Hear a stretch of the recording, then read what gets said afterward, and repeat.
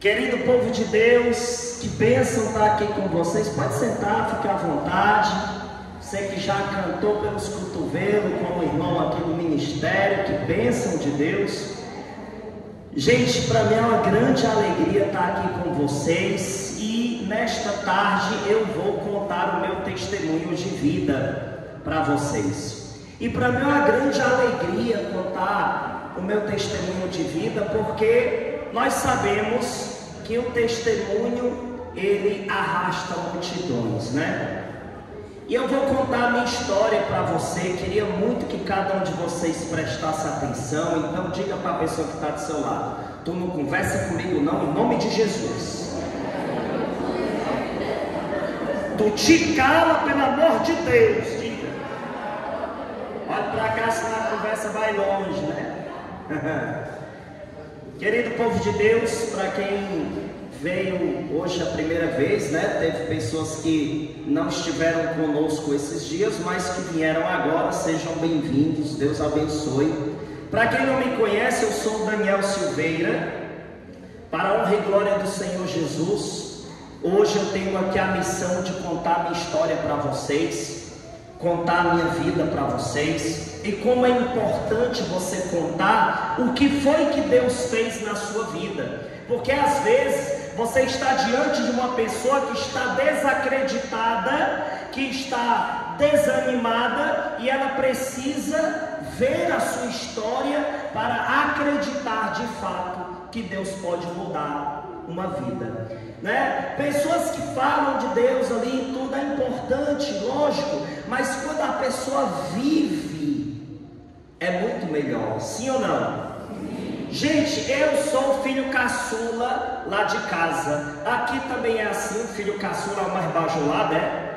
Sim ou não? Sim. É, né? Fica todo mundo esperando o menino nascer, aquela expectativa toda. Lá em casa, eu sou o filho caçula. É eu, 2 homens e uma irmã. Eu, Daniel, tenho o Tiago, tenho o Genésio Júnior e tenho a Cristiane, que é minha irmã. Eu sou mais novo. No início, a minha vida, ela começou difícil desde o início, e glória a Deus por isso. Eu quero olhar para você e dizer uma coisa: se na sua vida está tendo dificuldade, é porque Jesus quer fazer nascer testemunho de vitória. Eu nunca conheci um vencedor que não tivesse um passado difícil. Todo vencedor, para que ele possa chegar lá na frente e levantar o troféu, antes de ele ver o brilho do troféu, ele viu o brilho do suor, o brilho das lágrimas, o brilho, muitas das vezes, das lágrimas escorrendo no rosto. Então, meu irmão, aquilo que te faz chorar hoje, vai ser o teu testemunho de amanhã. Quem crê nisso, diga amém. Amém. Levante seu braço bem alto, que eu quero ver seu sovaco daqui. Diga amém. Amém. Eu creio. Aplauda Jesus. Meu povo, tá bom. Meu povo, eu nasci no dia 1º de novembro de 1991, ó. Dia 1º de novembro, dia que a igreja comemora e homenageia o dia de todos os santos. Respeita a polícia, menino. O cara nasceu no dia de todos os santos. Diz aí. Um padre uma vez disse para mim: olha, Daniel, você tem que ser devoto do santo no dia que você nasceu. Eu disse: pois padre, tu é feio, porque eu nasci no dia de tudinho. Aí ó, a moral, manca. Deus é bom, não é não? Nasci no dia 1º de novembro. Gente, a minha vida, como eu disse a vocês, começa difícil desde o começo. Logo quando eu nasci, em pouco tempo, né, por volta de 1 ano de idade, eu tive umas manchas no meu corpo. E a minha mãe é aquele tipo de gente que, se ela sentir uma dor na unha, ela quer ir para o hospital. Pense numa mulher nervosa para essas coisas. Ela quer correr para o hospital. E graças a Deus, senão eu tinha papocado, eu tinha morrido. Mamãe, quando viu um bocado de mancha no meu corpo, me levou para o hospital. Chegando lá, o médico olhou para ela e disse que eu tinha que ficar internado. A minha respiração muito fraca, o sangue estava como se transformando em água, o sangue enfraquecido dentro do meu corpo, a minha respiração fraca, o baço crescido. O médico chegou para minha mãe e disse que só um milagre para me sair vivo daquele hospital. Minha mãe olhou para ele e disse: doutor, O seu diploma de médico diz que meu filho não tem mais jeito. O seu diploma de médico diz que o meu filho não vai sair vivo desse hospital. Só se for por um milagre, pois vai ser por um milagre, pois eu creio no médico dos médicos. Quem a medicina disse que ia morrer, hoje está pregando aqui para você. Aplauda Jesus por isso. Não tenha medo de doença. Diga para a pessoa que está do seu lado: deixa de ser medroso. Tu te alui. Olha para cá, senão a conversa vai longe. Tenha medo de doença não. Cadê a sua fé? Cadê que você crê em Deus, sim ou não? Então para que tu vai ter medo de doença? Eu estou dizendo mesmo. Aparecer doença na tua vida, tu já vai repreendendo. Entrega na mão de Deus. 1 Pedro capítulo 5, versículo 7 diz o quê? Colocai todas as tuas preocupações em Deus, que Ele toma conta de ti. Mamãe fez isso, entregou eu na mão de Deus. E a graça de Deus foi tão grande, gente, que para a honra e glória do Senhor saí vivo do hospital. Mas aí a luta não termina aí não. A luta da gente é todo dia, gente. Aí eu, até os meus 13 anos de idade, eu era aquele filho, cabelinho de lado, óculosinho já na cara, papai a benção, mamãe a benção. Hoje em dia o menino não quer mais dizer papai não, né? Tem vergonha. Antigamente eu ainda peguei a época que era papai a benção, mamãe a benção, e tinha que beijar a mão. Não existia esses a benção de Wi-Fi, de Bluetooth não. Que o pai está lá no final da casa, o filho saiu, diz a benção, aí o pai rebola a benção lá de trás. Deus te abençoe, vai com Deus. Não, na minha época eu tinha que beijar a mão do pai. Quem pegou essa época aí, diga eu. Tinha que beijar, senão não prestava não, a benção tinha que, ó. Nessa época, eu com 13 anos de idade, alguém de dentro da minha família colocou droga para me usar a primeira vez. Não foi meu pai nem minha mãe, mas foi alguém muito próximo, que eu evito de dizer por educação, né? É chato falar sobre isso. Mas alguém, sangue do meu sangue, colocou droga para mim experimentar a primeira vez. Na época eu tinha 13 anos de idade. Gente, na minha época, uma criança de 13 anos brincava de jogar bola na calçada, de esconde-esconde, pega-pega. Hoje os meninos de 13 anos já estão querendo casar, misericórdia. É tudo com o celular na mão, direto. Parece assim que é hipnotizado. É ou não é? Na minha época não tinha isso não. Minha época era soltar raia, que aqui talvez chame pipa, né? Bolinha de gude, que lá no Ceará chama bila, jogar bila. Então nessa época eu não sabia nem o que era droga. Eu não sabia o que era droga. E aí chegou uma pessoa e colocou para mim cheirar cocaína a primeira vez. Eu tinha 13 anos de idade, sem saber nem o que era aquilo.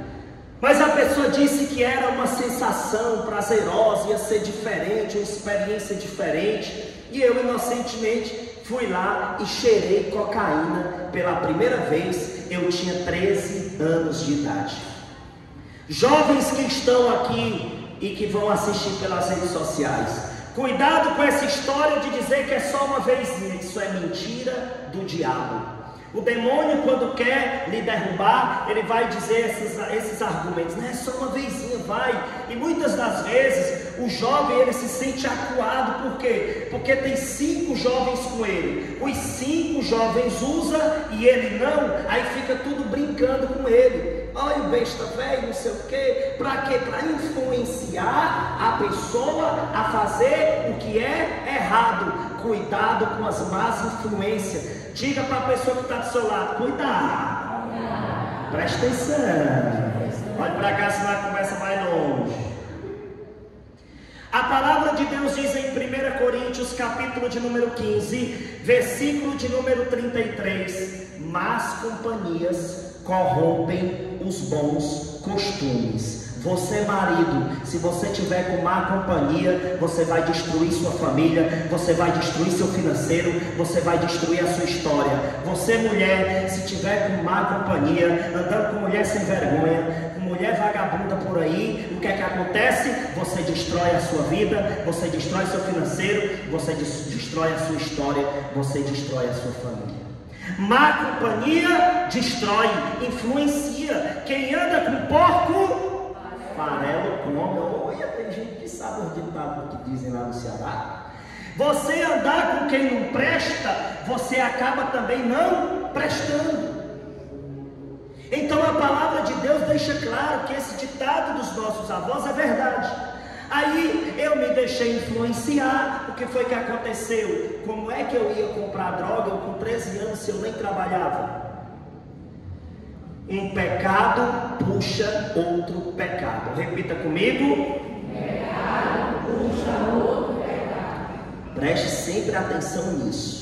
O que foi que aconteceu? O Daniel, criança ainda, não tinha trabalho. Como é que ia comprar cocaína? Eu comecei a fazer furtos dentro da minha casa. Eu pegava objetos dentro da minha casa, saía de casa, vendia na rua, comecei a ir na favela para comprar droga. A palavra diz que más companhias corrompem os bons costumes. Quando eu comecei a ir na favela, eu fiz um novo ciclo de amizade, e amizade que não presta. Estou falando mal de favela? Não. Estou dizendo que existe uma concentração maior de pessoas envolvidas em coisas erradas nessas periferias. Eu não estou mentindo. Existe também em qualquer lugar, eu sei, mas há uma concentração maior. Eu comecei a andar, gente, em boca de fumo, em lugares perigosos, fazendo más amizades. Aí começou a mudar o meu jeito. Antigamente eu andava direitinho, né? Quando eu comecei a andar com esse povo, eu comecei a andar assim, ó, só pivete, é nóis, tá ligado? O bagulho é todo, agora o sujeito é vida louca. Cheguei em casa uma vez e disse: e aí, coroa? Com minha mãe. Não era mais mamãe não, irmão, era coroa, doido. Minha mãe olhou assim: que é isso, menino? Tu nunca falou assim comigo. O nome do meu pai é Genésio. Engraçado o nome do meu pai, né? Dizem que quando o caba tá bêbado chama Jesus de Genésio, né? O nome do meu pai é Genésio. Mamãe deu um grito: Genésio! Olha que arrumação do teu filho me chamando de coroa. Que loucura é essa? E por que tu tá andando assim, abanando a bunda? Tá ficando doido? Eu disse: mamãe, agora o sujeito da vida louca, tá ligado? Agora eu tô piradão. Minha mãe ficou desesperada, né? Meu filho, pelo amor de Deus. Gente, eu sei que a gente ri aqui eu contando por causa do meu jeito, mas o impacto para uma mãe presenciar isso é muito ruim, sim ou não? Sim. E aí, meus irmãos, eu comecei a chamar meus pais de coroa, comecei a me comportar de forma muito errada do jeito que eles me ensinaram. Meu pai nunca foi usuário de droga. O defeito dele era o alcoolismo, que de certa forma cooperou para o desvio dos filhos. Eu digo para você, o alcoolismo é uma desgraça, como também a droga. Papai, então, mamãe perderam o controle comigo, porque eu comecei a enfrentar os meus pais.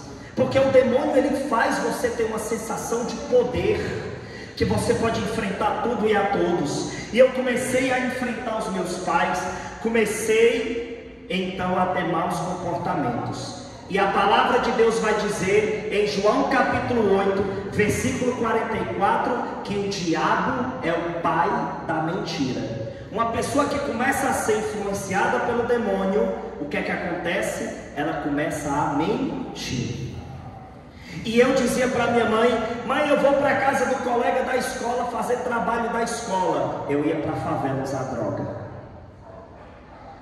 Fazia uns furtos dentro de casa. Quando a mamãe começou a desconfiar de mim, eu parei de roubar em casa e fui roubar na rua. Um pecado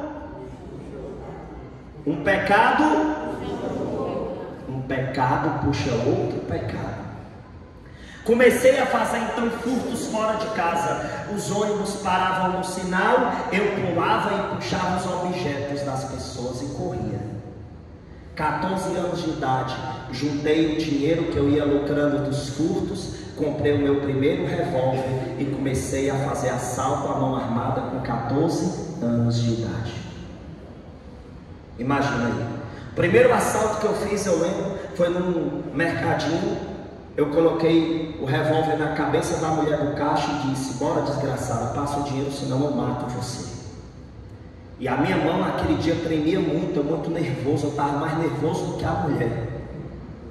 Naquele dia a gente pegou todo o dinheiro que tinha, eu e um amigo meu, saímos numa moto comemorando, atirando para cima, lá no Ceará. Pegamos aquele dinheiro, eu com 14 anos de idade fui para uma casa de prostituição e perdi a minha virgindade com 5 prostitutas dentro de um lugar que é conhecido lá como cabaré. Desculpa a minha sinceridade, mas eu tenho que contar para vocês o meu testemunho.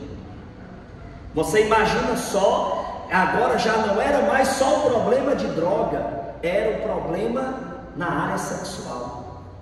E daí no meio daquela orgia, daquele inferno, muita droga, bebida, mulher, tudo que não prestava, o pecado em abundância.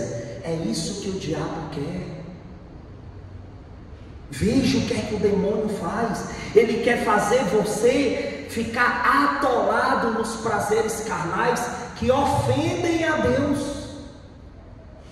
E dali a minha vida então piorou mais ainda, porque eu fiquei viciado não apenas em droga, mas também nessa vida de prostituição. E daí era assalto por cima de assalto. Teve uma vez que eu, fugindo da polícia, eu pulei da moto, porque eles iam bater com a viatura em mim. Eu pulei da moto e corri para uma rua de um canal.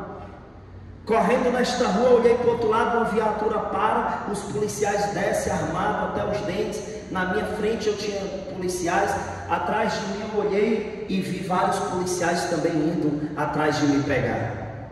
Eu só tive uma opção. Eu pulei dentro do canal, fiquei de frente para uma boca de esgoto, entrei no esgoto engateando, as minhas mãos e os meus joelhos escorregavam nas fezes e no lodo, e eu imundo dentro do esgoto, escondido da polícia. Lá dentro, uma quintura insuportável.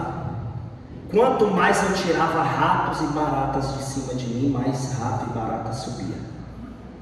Olha para onde é que o inimigo me levou. Nessa hora tem amigo do mundo do seu lado.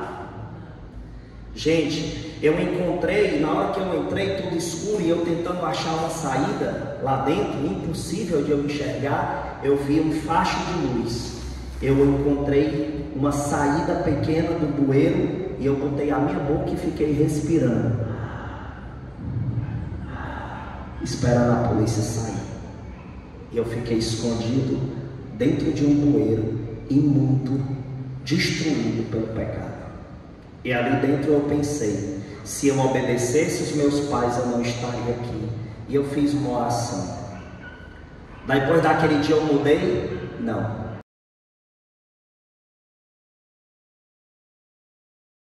Corri para o quarto, joguei a pistola na parede, abri uma gaveta de roupa que eu tinha, peguei um 38, tirei as balas do tambor, coloquei uma bala só, girei o tambor de olho fechado, encaixei no revólver e botei a ponta do revólver dentro da minha boca. Eu apertei o gatilho 4 vezes e a bala não saiu, porque Jesus queria que eu viesse aqui pregar a palavra de Deus para você.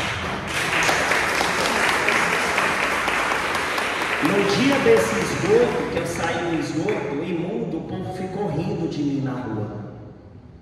Era eu andando, podre, sujo, todo ensanguentado. No meu corpo, gente, as marcas assim, das unhas dos ratos. Em tempo de eu ter pego uma leptospirose. Quando eu cheguei na minha casa, eu coloquei essa mão que você está vendo aqui, essas mãos, eu encaixei no portão e chamei pelo nome mais poderoso abaixo de Deus, Mãe. Minha mãe aparece, olha o filho dela todo imundo, sujo de fezes, tudo que estava de ruim no esgoto. Ela diz: meu filho, onde é que você estava? Naquele momento eu baixei a cabeça, eu lembro como se fosse hoje, a lágrima desceu do olho, foi para a ponta do nariz e pingou no chão. Nunca mais me esqueço aquela cena. Quando a lágrima cai no chão, parece aquela cena de filme na minha cabeça. A minha mãe abrindo o cadeado com as mãos trêmulas, eu não conseguia olhar para o rosto dela, eu só olhava para baixo. Eu vi a mão da minha mãe tremendo, abrindo o cadeado, dizendo: meu filho, onde é que você estava? Minha mãe abriu o portão, eu entrei, ela me conduziu até o banheiro, tirou minha roupa, me deu banho, preparou um café, e eu muito envergonhado, sentado na cama, minha mãe trouxe o café, levantou meu queixo, é difícil, toda vez que eu conto dá vontade de chorar. Ela levantou o meu queixo e disse: olha para mim. Eu não quero olhar para você. Ela: abra seus olhos, olhe para mim, eu sou sua mãe, olhe para mim. Eu abri o olho, olhei dentro do olho dela e ela disse: meu filho, pode o mundo inteiro desistir de você, porque meu pai estava gritando, pedindo para ela me botar para fora, mas eu sou a sua mãe e eu nunca vou desistir de você.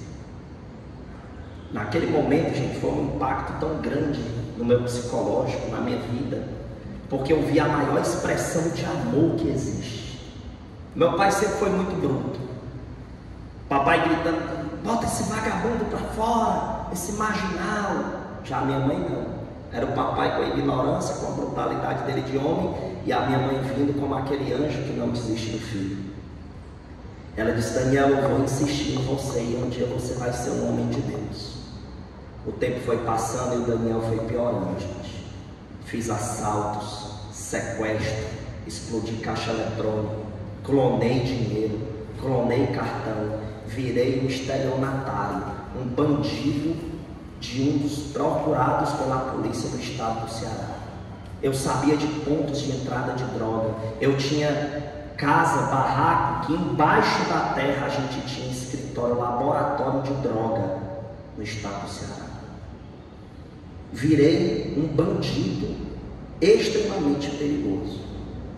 O tempo foi passando. Com 17 anos de idade eu entrei no crack.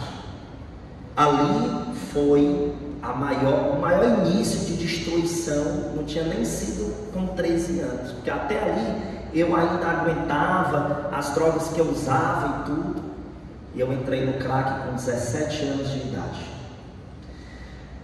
Teve uma vez que eu fui para uma rave, que era 72 horas de rave. Para quem não sabe o que é rave, é aquelas festas eletrônicas que é só assim, direto.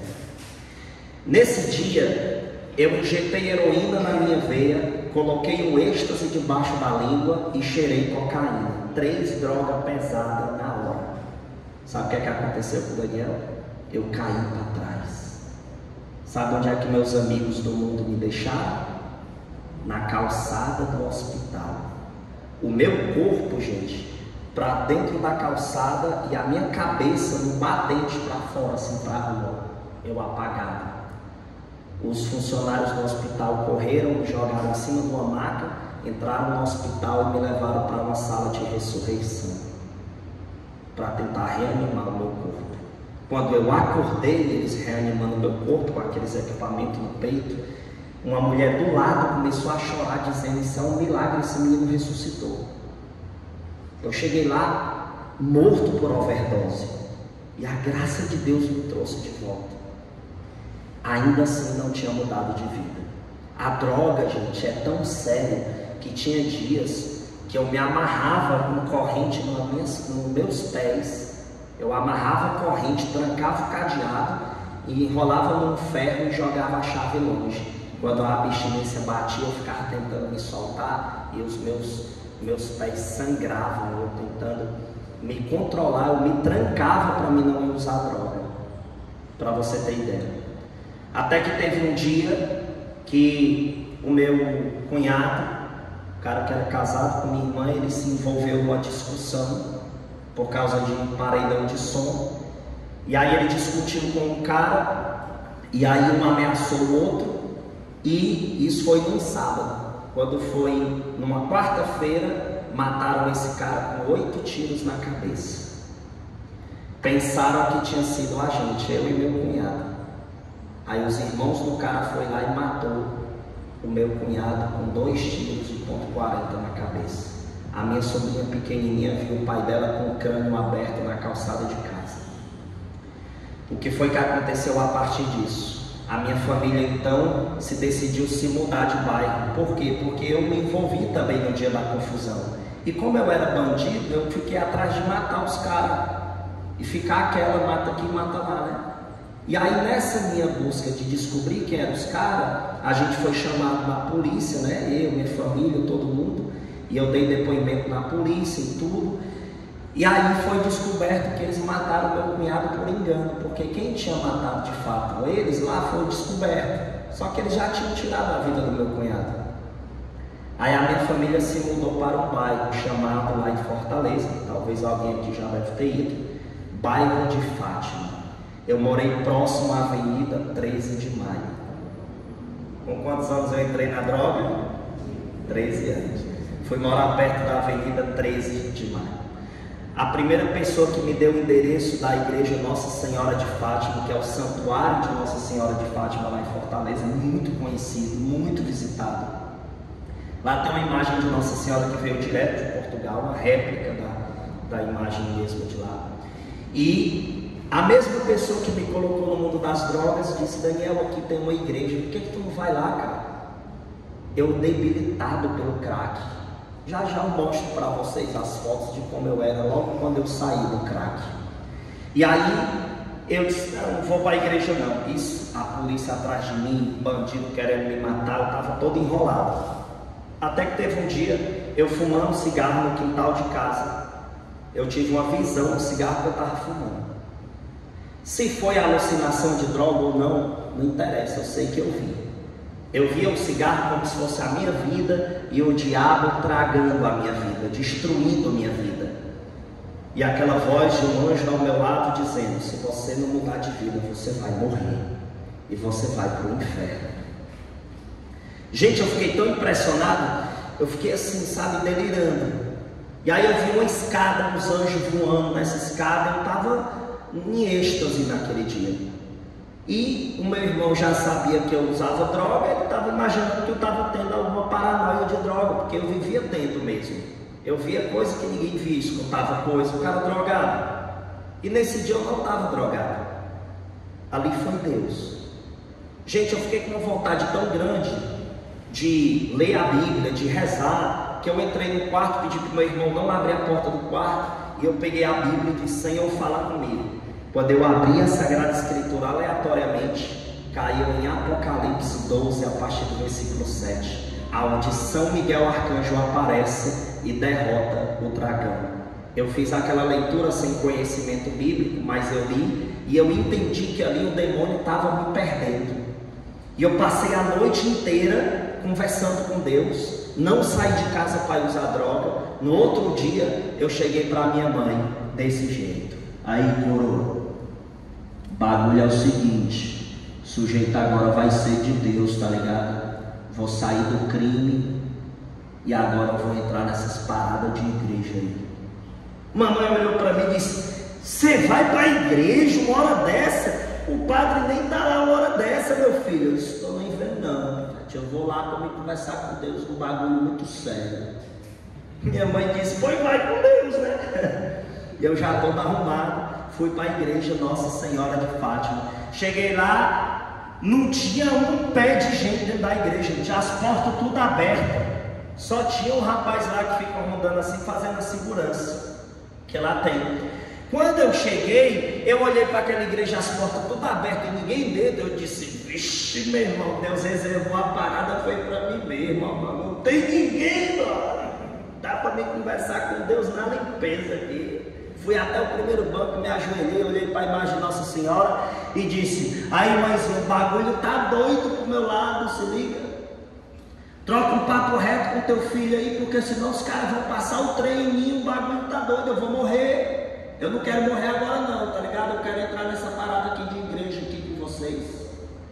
E fiz uma oração do meu jeito.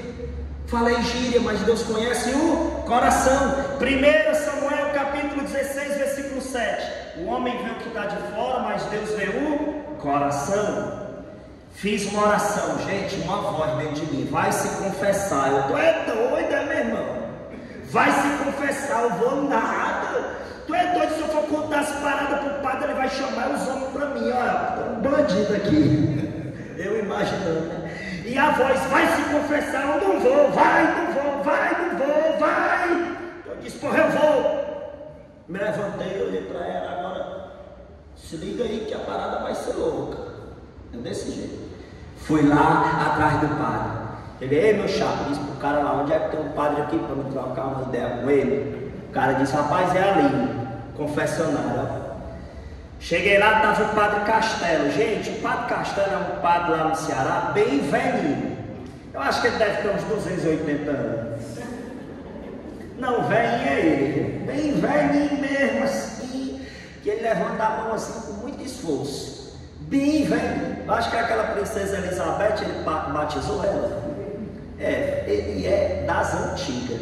Aí eu cheguei lá e o padre bem velhinho, assim na mesa, esperando as pessoas chegar. Aí eu na porta do padre, olha aí, ó. Ei meu chapa, trocar um papo reto contigo aí, meu irmão.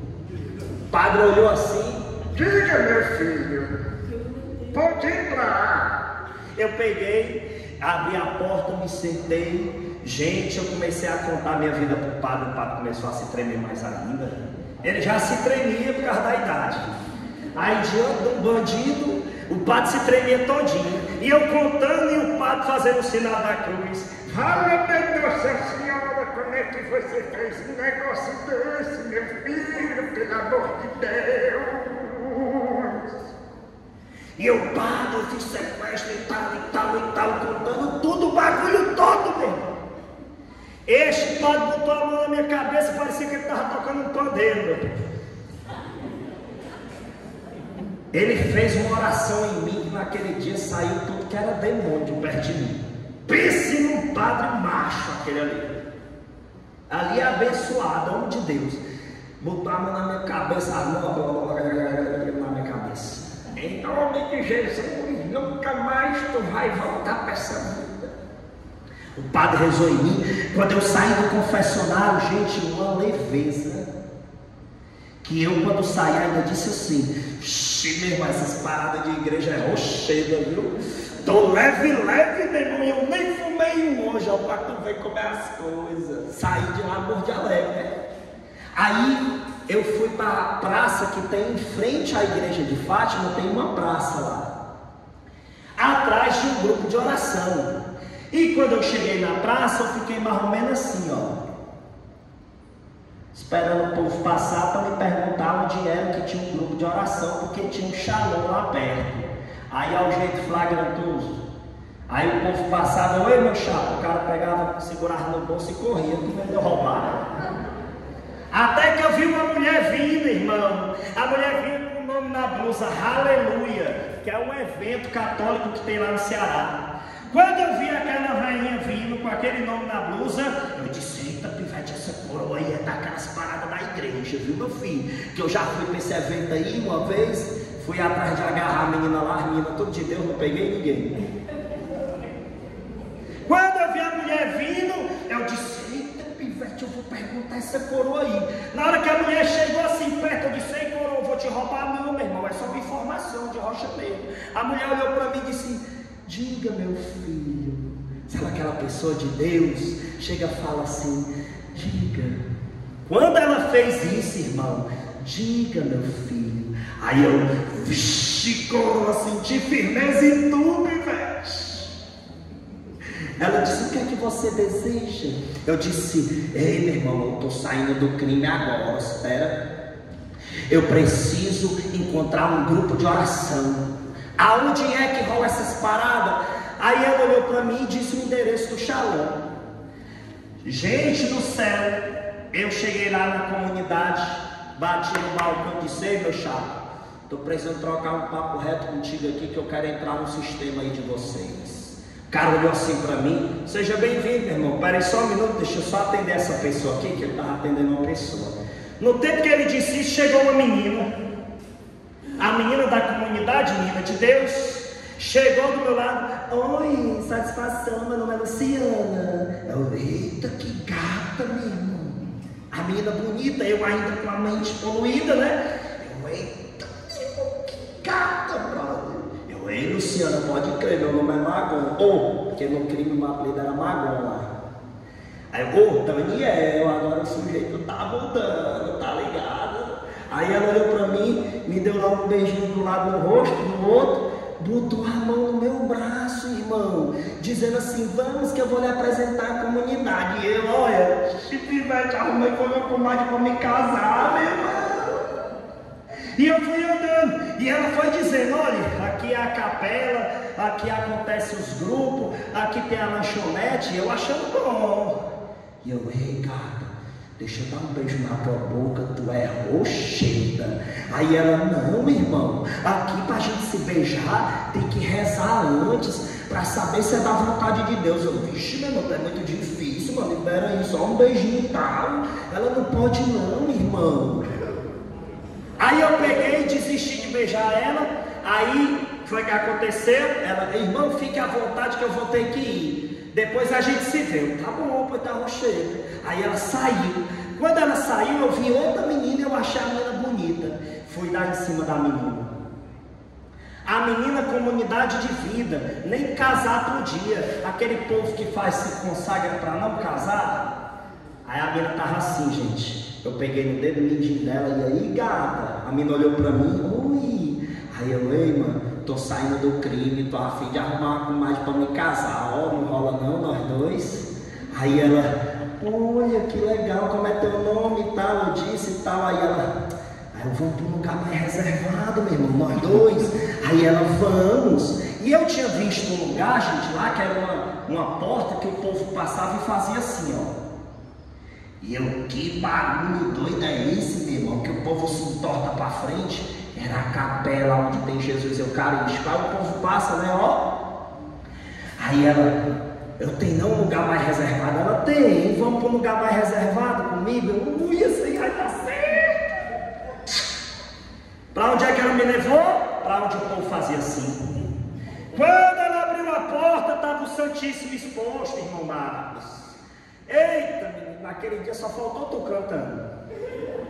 Irmão, quando ela abriu, que eu vi o Santíssimo, vi o povo de joelho rezando. Eu olhei para ela e disse assim: mas é isso, gata, eu disse que o bagulho era reservado, tu me trouxe aqui com essa parada. Ela: é pro lugar reservado para você, Jesus Eucarístico estava te esperando. Eu me ajoelhei, ela rezou na minha cabeça e eu tome choro.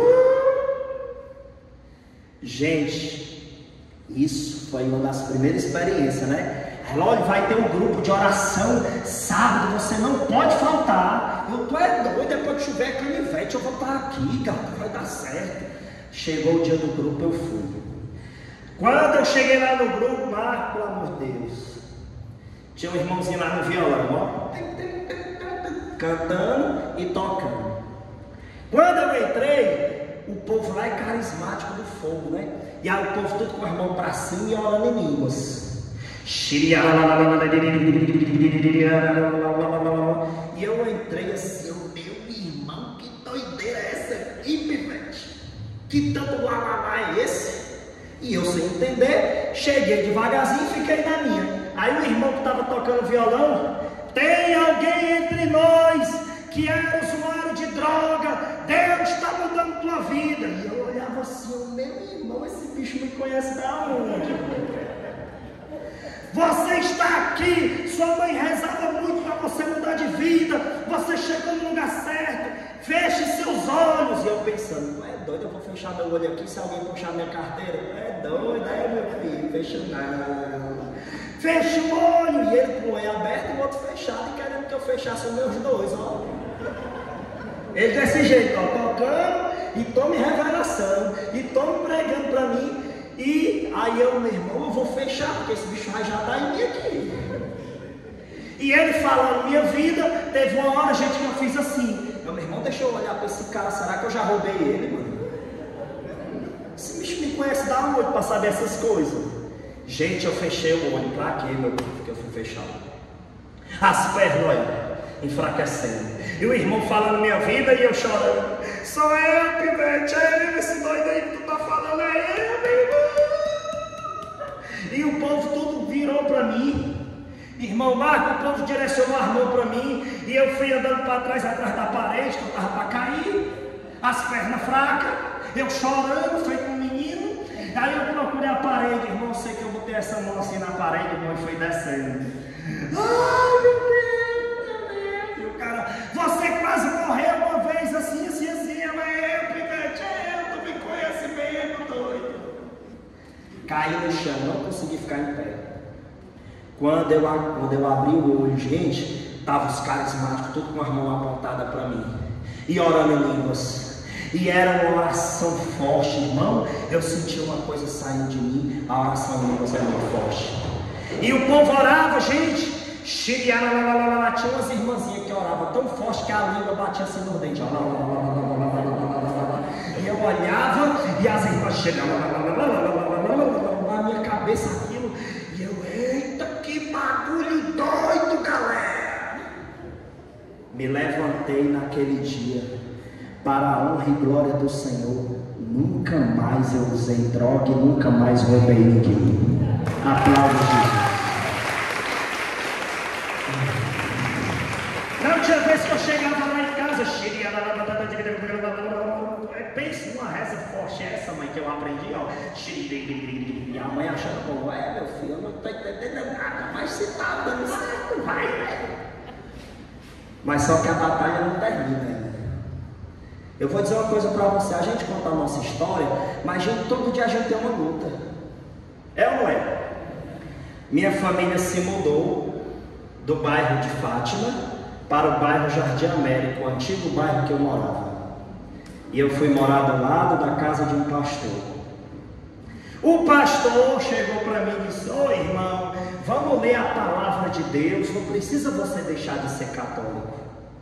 E aí eu disse: pastor, mas eu estou na igreja católica. Não, mas não tem problema não, vamos ler a Bíblia. Que eles são assim, né?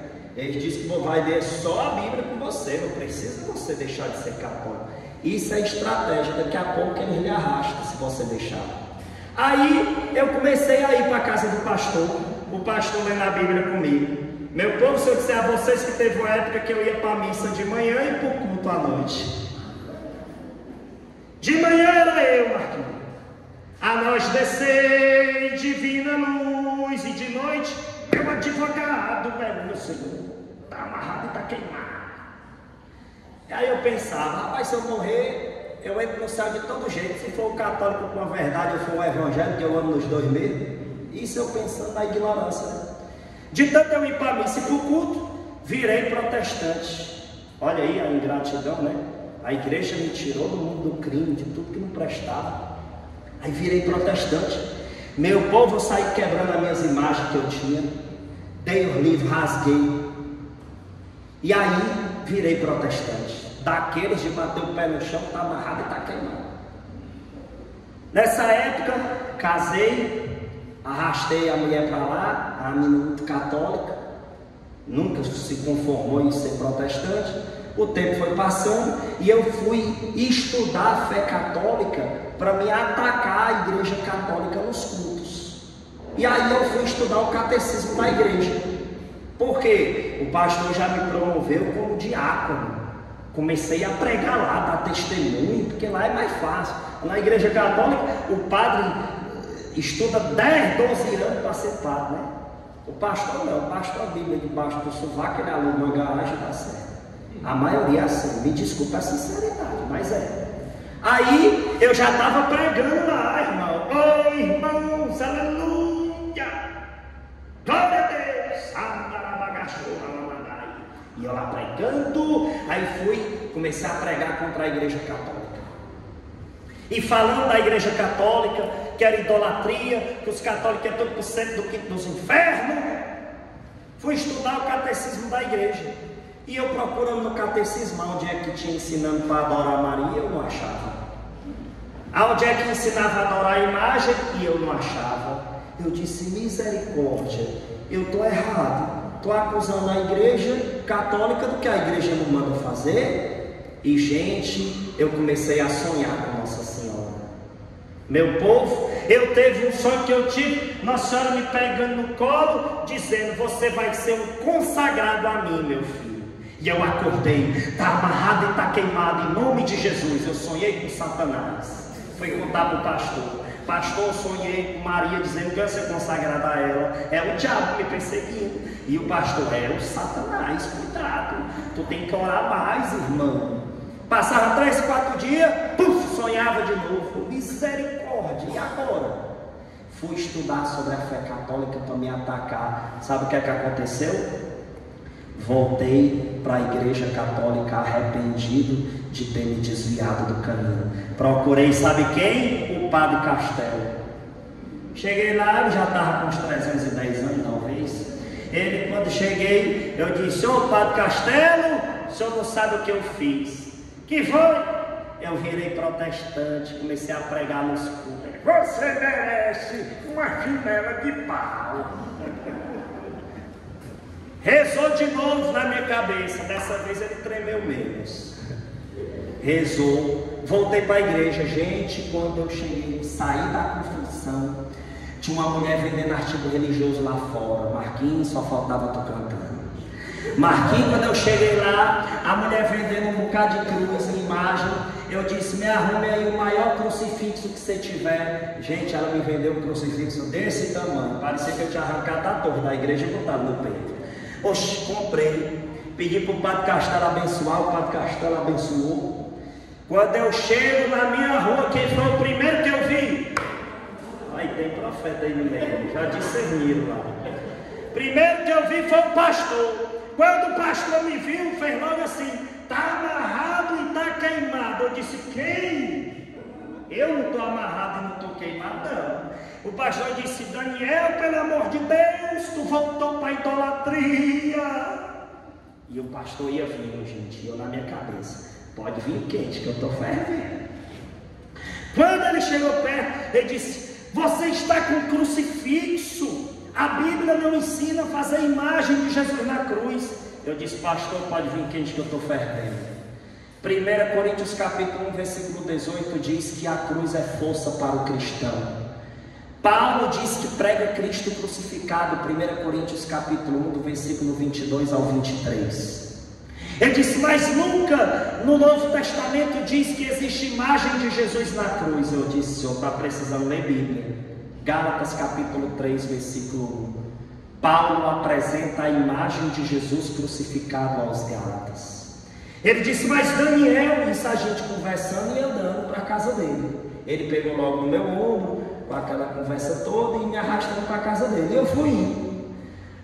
Gente, você vai pensar que é brincadeira, mas eu estou falando sério. Quando eu entrei na casa dele, ele citou Êxodo 20. Todo protestante fala essa passagem. É ou não é? Parece um CD arranhado. Daniel, mas Êxodo 20, do 3 ao 5 diz: não farás para ti imagem do que está no céu, na terra e embaixo da terra. Como é que tu está com a imagem, mano? Na sala da casa dele tinha uma foto dele de sunga na praia.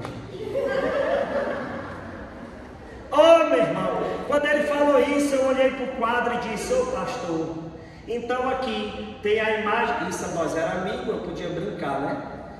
Tem uma imagem do céu, de um ser não identificável pela NASA e das águas debaixo da terra, pastor. Então aqui é o diabo de sunga. Ele: me respeite. Eu disse: oxi, o senhor disse que não é coisa do diabo, imagem.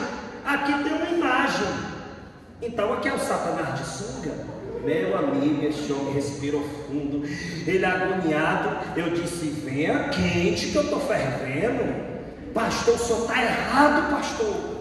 A imagem que é proibida em Êxodo 20 é a imagem de falsos deuses. Por isso que o versículo 3 começa assim, irmãos, ó: não terás outros deuses diante de mim, não farás para ti imagem do que está no céu, na terra e embaixo da terra. Porque era o povo da época, fazia imagem do sol, acreditando que ele era Deus.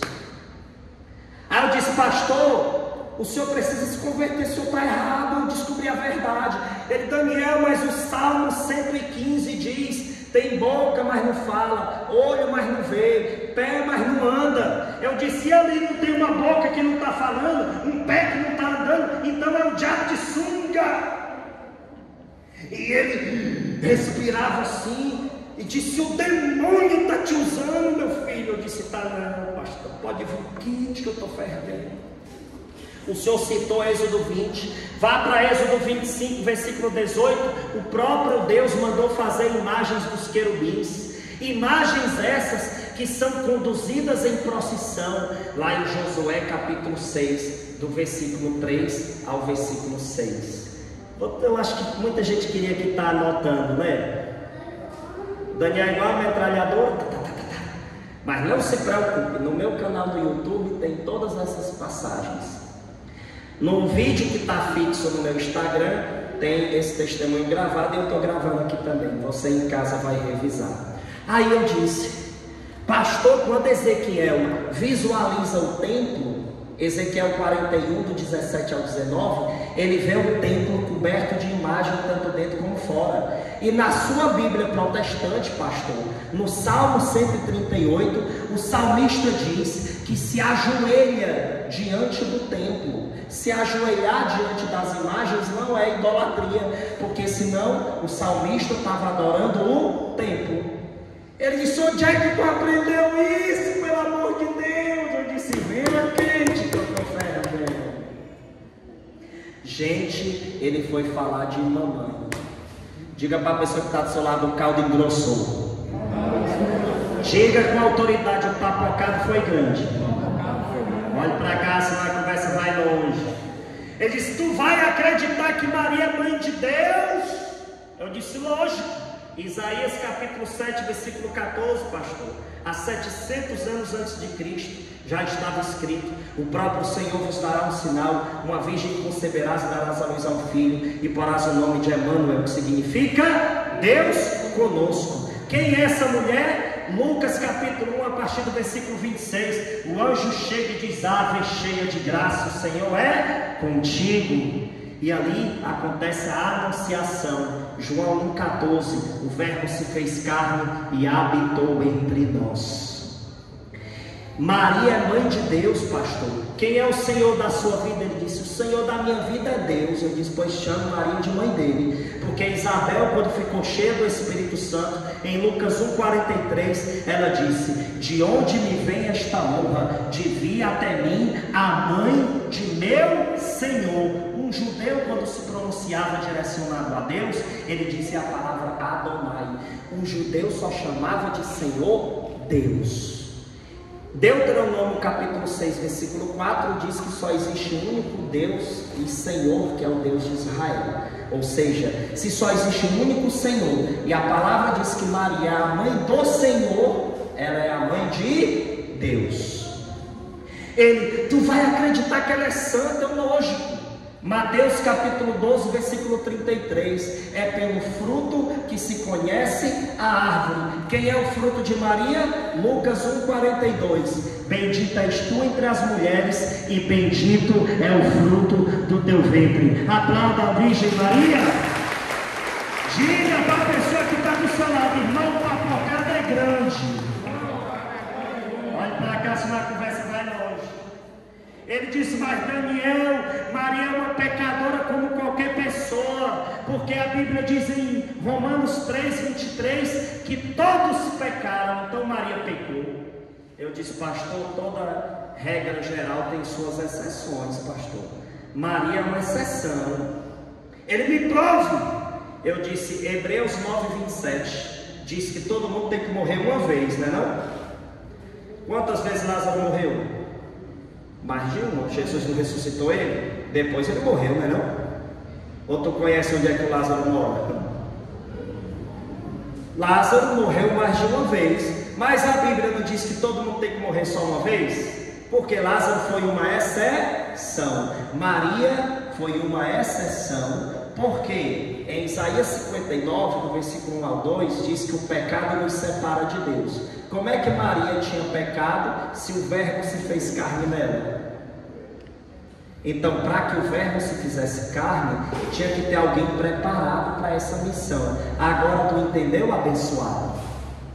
Tu não inventa de ir para culto não, para ficar atacando a mãe de Deus não, criatura. Tu cria juízo. Ai, mas lá em casa tem um irmão evangélico, e agora reza umas Ave Maria por ele, mas não negue sua fé. Respeite, ame todo mundo, mas a sua fé católica não troque por nada. Amém? Amém. Diga para a pessoa que está do seu lado, presta atenção. Olhe para cá. Gente, nesse dia a discussão foi grande. Eu sei que ele fez um culto dizendo para os irmãos da igreja que não falassem comigo, que eu estava com o demônio da sabedoria. Olha, se sabedoria é dom do Espírito Santo, criatura, como é que tem demônio da sabedoria? Teve uma vez que uma menina me viu, aí disse assim, ó, ai, é tu que responde os evangélicos. Chega, ela fazia assim. Não, só eu mesmo, por quê? Aí ela, duvido tu me responder essa. Eu disse, pois manda. Ela, pra que Maria se eu tenho Deus? Pra que São Francisco se eu tenho Deus? Pra que Santo Fulano, Santo Beltrano se eu tenho Deus? Eu disse, tu já pediu pro teu pastor orar por ti? Aí ela, já. Aí eu, pra que se tu tem Deus? Diga para a pessoa que está do seu lado, do papocado é grande.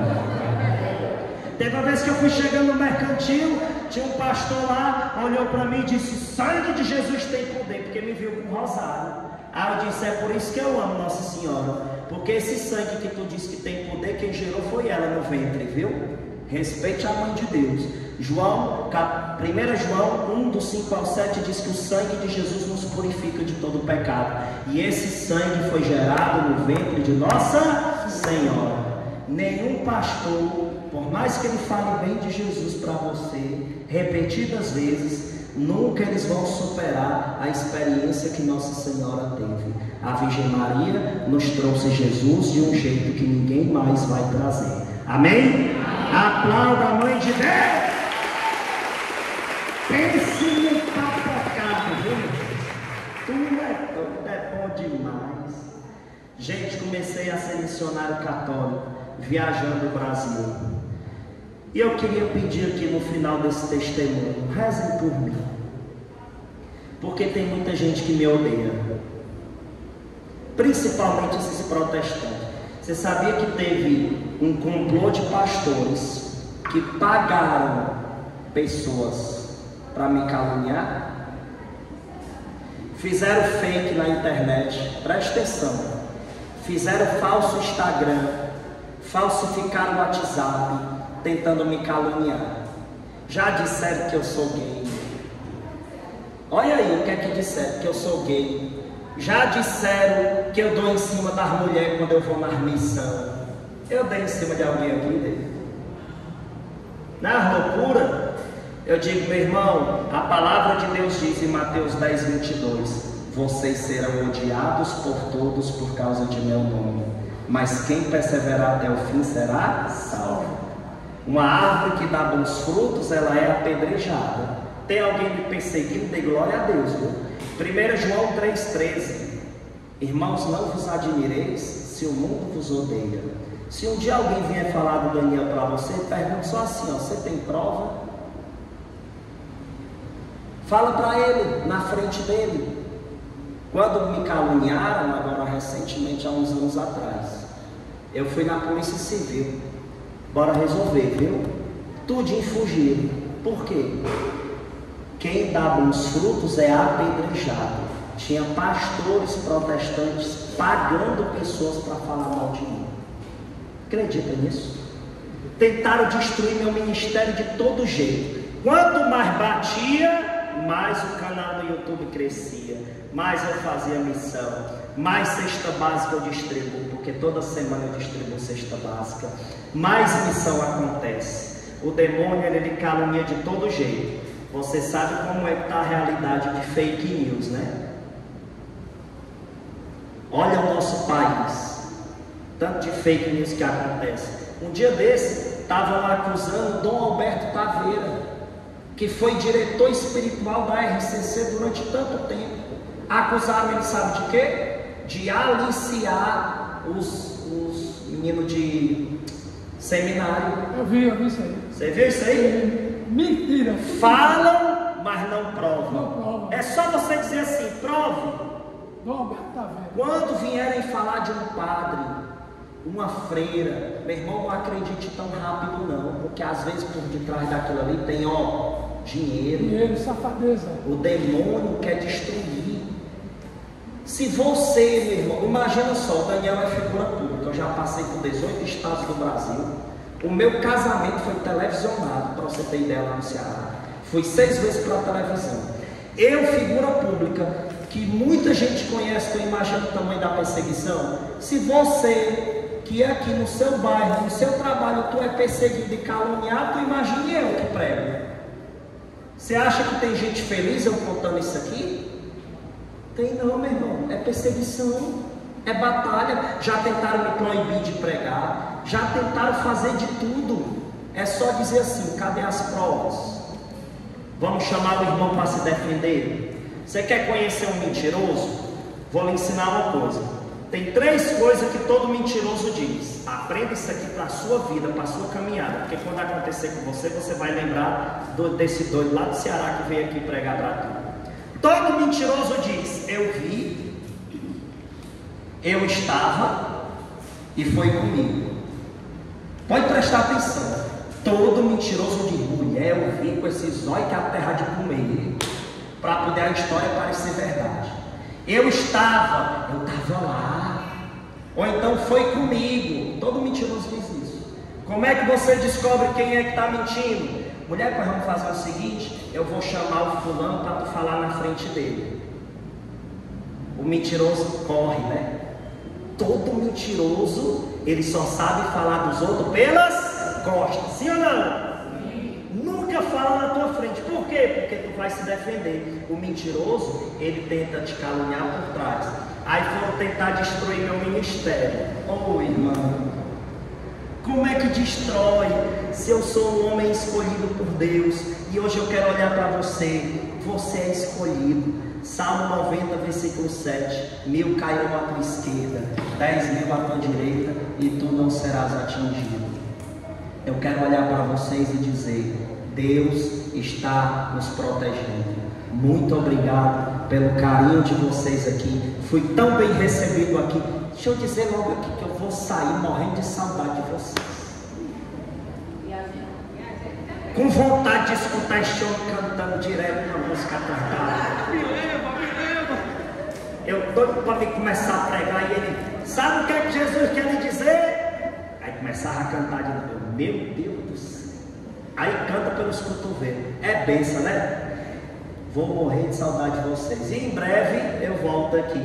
Aí